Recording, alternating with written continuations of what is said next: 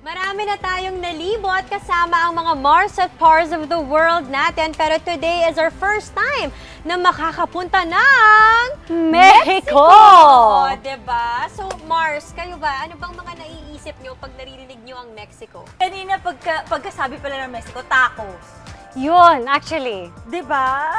Food. Mga quesadilla, mga ganon. Mexican food. Yung sombrero nilang ganon. Yes! Ako naman, telenovela, ganun. Ay, oo. Ay, oo nga. Sila Thalia. Oo nga. That's Diba? right. Oo nga. At saka mga cactus. Okay, well, eto na nga. Lipad na tayo papunta sa napaka-culturally rich na bansang Mexico kasama ang ating parts of the world, Vikel Roaring. Okay, so konting backgrounder lang kay Vikel. He has been in Mexico for 5 years bilang Trade Service Officer ng ating Department of Trade and Industry Office sa Mexico. So, Vikel, are you there? Are you there, Michael? Hi, Michael! Hi, Hello, hi. hello. Hi mga Mars. Hi Camille. Hi Iya. Hi Mau. Hi. And this is Ian. And this is Ian. Hi! Hello. Kamukha ko siya. Hindi kaya nawawala mo siyang kamag-anak? Oo nga. Kambal kami. Hello! Michael, pwede mo ba kaming ilibot ng konti sa Mexico? Excited na kami. Yes, syempre Camille. Yes, I'll surely take you around Mexico with these clips that I've shot. Ayan, Pars Michael, ano bang nagaganap dito ngayon? Yes, mga Mars, this was shot in the center of Mexico City, an area called Zona Rosa. You'll see maraming bisikleta that you can rent, no? For a short period of time. Ayan, makikita niyo siya dyan. And So, then kailangan mo you lang can siyang just rent ibalik. it from point to point. Hindi mo kailangan isuole kung saan mo kinuha. Hindi, yes. May mga terminal na paglalagyan mo nung bike. Yes.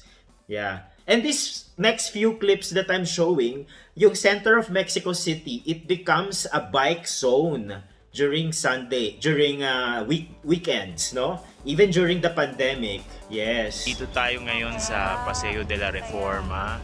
Undoubtedly, ito yung pinakamagandang avenue. Ito yung main avenue ng Mexico City, and it's also considered as the most beautiful avenue dito sa Latin America. Well, I've been to other countries here and I sort of agree. So, itong ngayon na weekend, today is a Sunday, you would see walang sasakyan kasi ginagawa nilang private itong kalsada. Ayan o, makikita mo.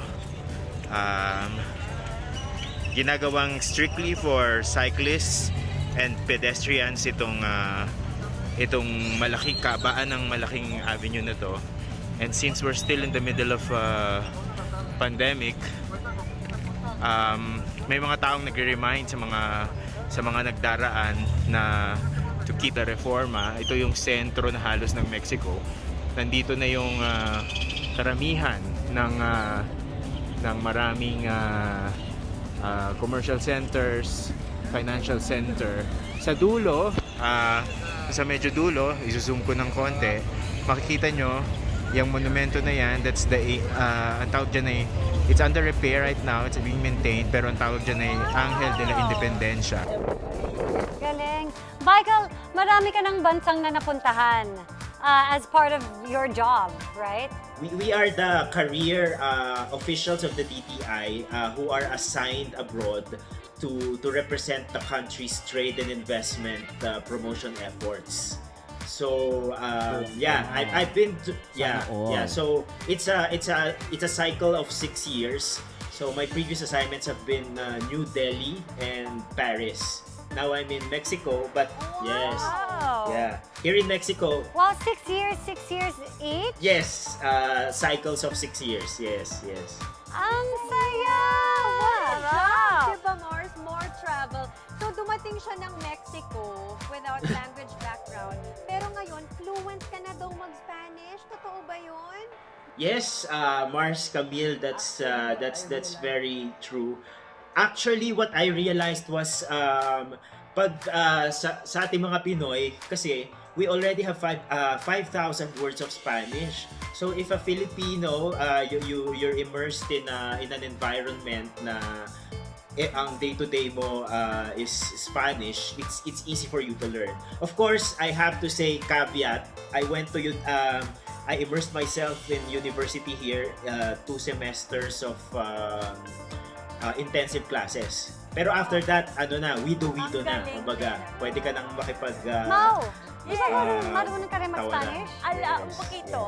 Very little. Okay. Pero, yes. Ayan, pwede kayong Very mag-usap. little. I can understand, pero hindi na ako nakakapagsalita talaga ng Spanish. Pero since tama naman yung sinabi niya, that's marami really- tayong borrowed words Yeah. from Spain. parang it's easier so to it's learn. easier for us to learn. Saka yung pronunciation natin, hindi na siya katulad ng Chinese Na na malayo. ang layo Oo, dun sa walang word. R. Di ba ganyan yung iba Yes. kasi? Pati kasi yung Chinese, pati yung pagsulat, iba rin. Very At different, least, yes. oo. Sarap, no? Red, baka gusto mong malaman kung paano Naghahanap siya ng makarating dyan kasama sa Mexico. Oo. Gusto mo ba talaga? Pwede ba ako mag-apply? Ako, ang sarap talaga sa ibang bansa, lalo na pag madami ka napupuntahan. Oo. Iba yung pakiramdam. Pero I've never been to Mexico. Pero parang ang sarap nga. Na ma-explore din. Oh, gusto kong pumunta dyan. yes. Pwede ba tayo magpakasal? Ganon. Talaga? Actually dito sa sa Mexico, it's one of the first Latin American countries to allow gay Same-sex marriage. marriage. Oh, pala. Naku, ang sarap ng Same-sex future marriage. mo. Anong ginagawa mo dito? Yun lang nga, baka naman available ka. Total naman magkamukha naman tayo. Baka pwede Available. tayo na. Meant to be talaga kayo, Mars. Ako na bahala sa bill ng kuryente tsaka tubig. Ikaw lang sa rent ng bahay. At saka load mo. Nakaload mo. Data May dala, mo, Mars. may dala akong 2 bisikleta. Papunta ko dyan.